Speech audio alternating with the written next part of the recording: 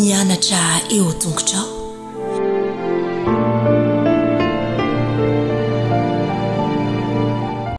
Fahameraba-tsika tsirairay avindray troka amin'izao fandraisana ny lesina ho an'ny lehibe izao amin'ity anio ity misaotra an'Andriamanitra isika mbola meny an'izao fotoana manokana izao an-trany izay andraisantsika ny tenin'Andriamanitra. Aloha anderatsika ny amin'ny lesina anio dia vavakisika. Andriamanitra tompo ty anay tsara indrindra tolotra ianao ny dera ny laza ny aja sy ny voninahitra misaotra anao indrindra izay satria nomenao tombontsoa lehibe dia ny ahafahanay mandray ny fahasoavanao ireny tokoa ianao hiasa am-ponay ka tsy handalo fotsiny ihany eny ny teny izay horaisinay anio fa hamolavolanay anao ny tsara mandrakariva mitenena ray fa vonika ianao anao zahay aminaran'i Jesosy amen. Lohateny lesona antsika androany dia manao hoe ny mazava sy ny maizina. Ao anatin'ny aizina izao tontolo izao mandrehatra hazavana izy saingy tsy mahita samirery ny lalana makeo amin'ilay Andriamanitra marina, ilay Andriamanitra izay nanao ny famoronana sy nanao fanambarana ary fanavotana.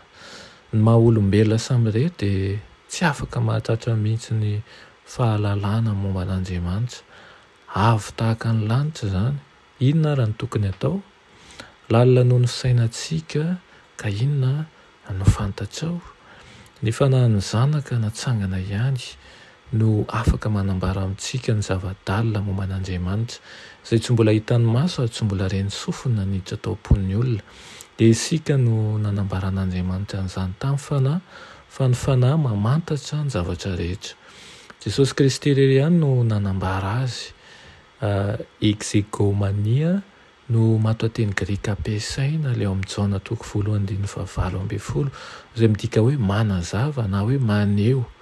Maneho amin'i Jesosy amin'ny mampitondra hafatra ny lanitra azy Jaona dia ilay ray izay manazava ny hevitry ny hoe mahalala an'Andriamanitra. Amin'ny alalan'i Jesosy rehery no ahalalantsika marina an'Andriamanitra. Miteny araka ny fiheverany manokana ireo izay tsy mijoro amin'ny fahamarinana, mahita ny hevitry ny andalan-teny amin'ny fomba fijeriny olombelona fotsiny ihany izy ireo.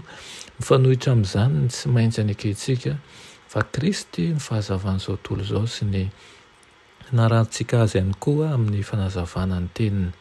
Ny devoly kosa dia ny azo ny lazainy.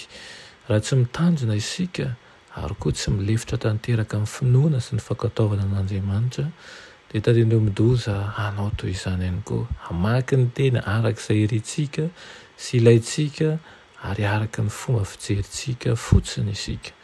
Mora mihoatra noho izay mety hiverantsika azy mantsy ny manao an'izany ka manao ankilabao izay tena lazain'ny fahamarinana, mandray amin'ny tsy tokony ho raisina ihany koa ary manova ny heviny arak'izay fisainan'ny olombelona. Izany no angatantsika mandrakariva ny fanahy masina mba hitarika antsika amin'ny fahazavana, hanazava an'izay tsy takatry ny saina maha olombelona ary handresy lahatra ny fo amam-panahintsika. Amen. Ry Tompo Andriamanitra hoe ianao ilay fahazavanay, ianao ilay lalana sy fahamarinana ary fiainana.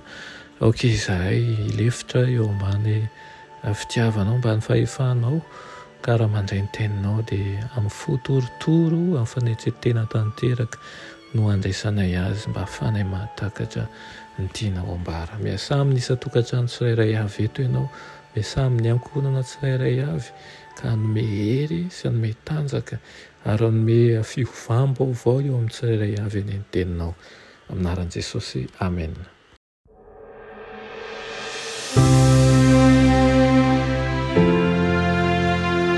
Mianatra eo an-tongotry Jesosy isan'andro.